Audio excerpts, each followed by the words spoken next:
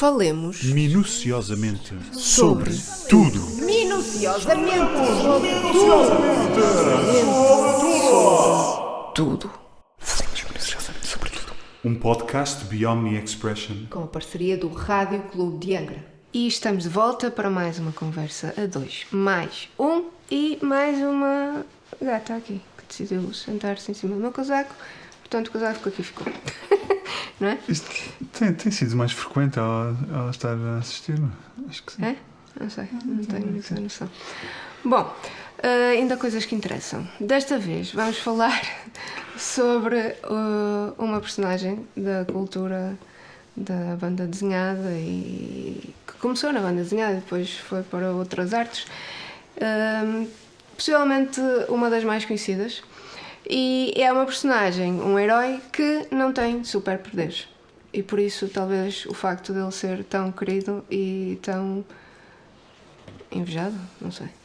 Talvez, não sei. Tu gostavas de ser o Batman, ou já gostaste? Tu gostarias? Eu acho que já tive esse desejo em tempos. Eu não queria ser o Batman porque ele é homem, mas não me importava ter uma coisa de ser a Batwoman. Sim, também existe, acho. Existe a Batwoman? Acho que sim. Acho que esse... Ok, nunca tinha visto. Pronto, eles estão sempre a inventar men's e women e cenas. Ok. Pronto, então, esta personagem teve origem numa banda desenhada, não é? No DC. Uhum. E depois, DC entretanto, Comics. já passou pelo cinema, já passou por séries, já passou por videojogos, já deve ter passado por outras 500 mil coisas que nós também não temos conhecimento e não temos que ter. É só aqueles fãs mesmo acérrimos, que provavelmente sabem. Mas dizer, novamente, que então ele não tem superpoderes e a sua história não começa com uma coisa... diz. Sim, uma picada de aranha e ele torna-se o Spider-Man. Sim. Começa com uma coisa super mundana e que é do homem, não é? Sim, ou seja, nós conseguimos... identificar-nos? Sim, conseguimos rever-nos de alguma forma naquilo, conseguimos imaginar algo a acontecer. Aliás, provavelmente cada um de nós terá a sua história, terá alguma coisa de infância ou assim. Sim. Não necessariamente um trauma enorme. Sim, este aqui é um bocado dramático. Mas alguma coisa assim pior. Portanto, daquilo que é o canon, nós vamos falar daquilo que nós achamos que é, sabemos como sendo a história sim, original. A ramificação original, principal, portanto o canon da história dele, porque depois é muito habitual nestes universos, mesmo oficialmente, eles fazerem variantes e uma personagem fazer algo que era completamente impensável na ramificação original, portanto é como se criassem tipo universos paralelos. O que também é um conceito interessante. E há uma série que tu vais querer falar que tu gostaste muito ligada a isto do Batman, que por exemplo não segue o canon muito claramente. Okay. Nesta história principal, sim. Mais ou menos. Tipo, há o Batman, os pais dele foram mortos assassinados à frente dele. E existe um Alfred que é o mordomo, não é? O butler. E há personagens, tipo os vilões e tal, grosso modo, têm as características originais e essas coisas. Pronto. Mas há ali tanta coisa que eu lembro-me quando estava a ver a série em que eu tipo, isto é suposto ser aquele vilão? Porque, ok, sim, faz sentido. Tipo, isto, em termos de características, faz sentido ser este vilão, mas não era assim que era suposto acontecer e tal. E ficasse super confuso mesmo. Portanto, eu imagino que para os fãs que sejam realmente muito, muito devotos do canon e não sei o que, que ele tem de ser respeitado à letra, devem ficar completamente piores que estragados com estas coisas. Devem haver fãs também eu só fiquei que são confuso. Aficionados, mas que acham piada a ter várias histórias. Sim. Ir acontecendo coisas novas. Pronto, então basicamente tu acho que já resumiste mais ou menos o início, não é? Os pais foram assassinados à frente dele e ele, em vez de ceder ao medo, ao trauma, ficar depressivo, quer dizer, no início fica mal, não é? Sim, Normal. fica mal. mas com a ajuda do mordomo, do Alfred, vai crescendo, vai se tornando mais forte, vai crescendo não só fisicamente, porque vai fazendo exercício, não é? Mas também psicologicamente, emocionalmente, e tem a coragem, tem a garra de conseguir ultrapassar isso e transformar esse momento numa coisa que lhe traz bem para o futuro, não é? Porque está a ajudar os outros. Sim, exatamente, bem para ao mundo. Eu acho que há mais uma coisa que, por exemplo, não era retratada nessa série, mas que eu penso que faz parte do canon, que é ou antes dos pais falecerem ou mesmo depois, haver uma situação em que ele acho que fica preso cai num poço que não tem água, ou está seco, ou que tem pouca água, mas cai nesse poço e acho que fica durante muitas horas, ou até passa tipo a noite lá, até darem conta que ele tinha ficado lá, uma coisa assim desse género, pronto. E esse poço, além de estar escuro, ser um bocado fechado, pouca luz, pronto, tem morcegos. E ele fica completamente apavorado com aquilo, é uma experiência mesmo muito, muito má.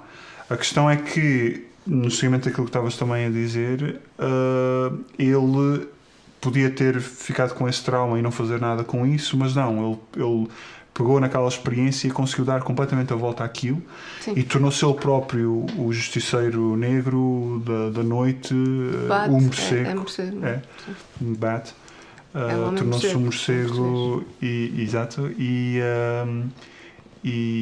pronto, e usou esse medo contra os vilões. Eu acho que é importante, passando disto para a realidade, não é? Da ficção para a realidade, de talvez ver aqui um exemplo de coragem, não é? Porque coragem é tu agires apesar de teres medo, não é? E ultrapassares isso, não é? De superação, não é? De fazer o bem. Portanto, ele vive em Gotham, que é a cidade em que existem muitos vilões. É daí que vem o Joker também, o The Riddler, mais algum que seja assim imediato. Two-Face. Sim. Pronto. Mas existem quantos vilões no jogo? Dezenas, ou sei lá, não faço ideia. Pronto. E o objetivo dele é, portanto, tentar cuidar da cidade, tentar tirar essas pessoas da rua, nunca magoar nem matar, magoar ele acaba de fazer, sim. Nunca matar, mas ser um vigilante que, não tendo pronto, aquilo não sendo a profissão dele, não é polícia, não é detetive. Sim, é claramente uma vocação, mas não é uma profissão. Sim.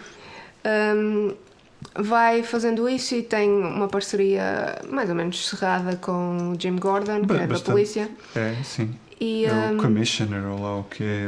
Pronto, é o chefão lá do departamento de polícia. E vai tentando fazer o bem e tentando limpar Gotham. Tens o Penguin também, não é? Sim, tens muitos, e cada um com características muito... Poison Ivy, tens características muito próprias, sim, e claro que quando isso está bem feito tem algo nas suas vidas que também justificam aquilo, não é? Ou de alguma forma... Sim. Pronto. E lá está, isso são tudo personagens que passaram também por medos, por traumas, por isto, por aquilo, serem maltratados pelos pais e coisas assim do género, e não fizeram este exercício. Mais uma vez, é um exemplo para quem está a ver. Sim. Pensar o que é que eu quero. Eu quero isto ou quero aquilo. Não é? Certo. E ter essa humildade também de perceber que todos temos questões dessas, não é? Bastante profundas, e que mesmo que não sejam muito grandes, muito relevantes, é o suficiente para com o tempo a piorarem as coisas, não é? Sim, eu ia dizer uma coisa e agora entretanto perdi-me no raciocínio. Há uma data de coisas que eu queria comentar naquilo que tu estiveste a dizer até já, tipo o conceito de vigilante, sim, portanto, de alguém que está a policiar, mas que oficialmente não tem essa jurisdição, não tem essa, legalmente não é suposto estar a fazê-lo. mas que acaba por estando à margem da lei, consegue às vezes fazer certas coisas que a polícia eventualmente não conseguiria fazer. E tem essa colaboração muito próxima, como estavas a dizer. Eu diria que é mesmo um amigo próximo do Jim Gordon. Já não me lembro se é canon ou não o Jim Gordon saber qual é a identidade do Batman. Já não me lembro. Mas pronto, tens esses conceitos.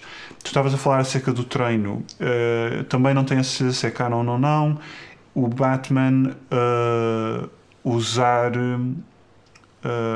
ir treinar em alguns períodos, ir treinar artes marciais e não sei o quê, ir tipo uma coisa de monges e pronto, lá está, para treinar o corpo e a mente para conseguir resistir a tudo, não é? Tens o caso do Scarecrow, que é outro vilão que usa vários tipos de gases para provocar alucinações e por aí fora. Trazer os medos de Exatamente. cada um. Para assustar a malta e conseguir controlar de alguma forma, através do medo, as pessoas. E por exemplo, mesmo nisso, é engraçado que nos jogos tu passas por essa espécie de pesadelos e tens de jogar esses pesadelos do Batman para enfrentar esses medos. E quando finalmente passas aquele pequeno nível de coisas um bocadinho mais esquisitas e que tu estás a ver tipo, de repente as paredes a desmoronar-se ou o chão a deturpar-se ou a aparecerem coisas que não era suposto. Por acaso, esta descrição quase que dá a ideia de ser uma coisa tipo de terror. Eu não diria que chega bem a isso, é só ser esquisito, é estranho. E quando consegue ultrapassar isso, de repente volta à realidade, não é? Dentro do jogo, à realidade. E está o Batman a conseguir reagir àquilo e o Scarecrow. Mas como é que tipo, eu já dei doses para tipo, 10 homens ficarem completamente loucos para o resto da vida e tu ainda estás aqui, não sei o quê. Portanto, é esse conceito do superpoder, em parte ser o dinheiro, porque ele tem muito dinheiro e então através da tecnologia consegue fazer uma data de coisas. Portanto, ele tem aquele Batmobile e essas coisas todas, tem uma data de tecnologias absurdas, uma coisa brutal. Portanto, isso também ajuda muito. Mas essa ideia do superpoder, mas é forte, ele próprio, sim, como pessoa. Sim, a força, Quer o superpoder como psicológica, como emocional, como fisicamente. Sim. E o que eu queria dizer era acerca do superpoder dele ser também essa perseverança, ser essa insistência, essa dedicação, não é? Da parte dele para se tornar mais forte, para continuar a crescer, não é? Depois, acerca do não matar, pelo menos conscientemente, porque seja em filmes, seja em jogos, seja mesmo, de certeza, na banda desenhada, eu acho que existem inúmeras situações e já o Batman, a figura Batman já foi gozada 500 mil vezes. Eu acho que havia um filme que era o Batman contra o Super-Homem, não era? Em que por causa dessa luta, dessa rivalidade, dessa coisa, tinham destruído edifícios e isto e aquilo, e portanto tinham morrido imensa gente por causa dessa coisa. Portanto, isso de não matar tipicamente é mais para os vilões principais. E pelo caminho de repente mandam um tipo, o Batman manda um tipo pela ponte, ou dá um soco com muita força ou qualquer coisa e assim, talvez ele não tenha morrido naquele preciso instante, sim, mas portanto é um conceito muito difícil. Não é um filme original. Não, mas mesmo nos jogos, por exemplo, e acho que na banda desenhada deve haver situações em que tu ficas eventualmente ele vai a recuperar. A pessoa só levou um soco e pronto. Epá, certo. Depois existe lá aquelas experiências daquele doutor, como é que ele se chamava? Qual Estava no deles? Asylum. O Freeze? Baixinho, careca, com os óculos. Eu não me lembro desse tipo por exemplo, nos jogos, não tenho a certeza. Eu acho que isso foi uma Mas figura ele fazia que ele... coisas mágicas, não é? Porque a pessoa tinha morrido e ele arranjava a maneira de ressuscitar a pessoa e ela Sim, ia... não, a teoria ali é ficção científica, Sim, não é sim, tanta sim, magia, sim. não é? Sim. Pronto. Ok. Não, mas Só a é dizer que importante. existe outro superpoder que não o terreno, como é no Batman, Sim, não é? o Poison Ivy também, como é que ela está a controlar o resto das plantas, não é? E não sei o quê. Sim, mas pronto, isso controla diretamente as plantas, não é? Não é só... Sim, mas ela inicialmente faz aquelas poções e não sei o quê, aqueles perfumes que depois têm efeitos secundários. Mas como é que isso depois É tipo passa farmacêutica. para... Ok, mas novamente ficção científica e são vários os Sim. que acabam por fazer... Sim, mas a personagem principal não tem nada disso. Sim, não é? não usa nada e disso, por é só isso com tecnologia. pode ser tão fácil para nós conseguirmos nos identificar com ela. Eu gostava, antes de terminar, já estamos a ficar sem tempo, não é? De fazer, por exemplo, uma analogia entre um caso da vida real em que tens, por exemplo, uns pais e tens 2 irmãos. E nessa família, imagina que existia violência verbal, quer que seja. As pessoas não eram acarinhadas, não eram incentivadas, só era tudo botado para baixo, e etc. Sim. E os 2 irmãos têm caminhos a seguir, não é? Podem fazer como o Batman e pegarem naquilo, transformarem isso numa experiência transformadora e fazerem o bem, não repetirem aquela história, não é? Decidirem que aquilo acaba ali. Ou então, pronto, ok, não terem a força e a energia para dar a volta àquilo e continuam o padrão, não é? E vai sendo pior.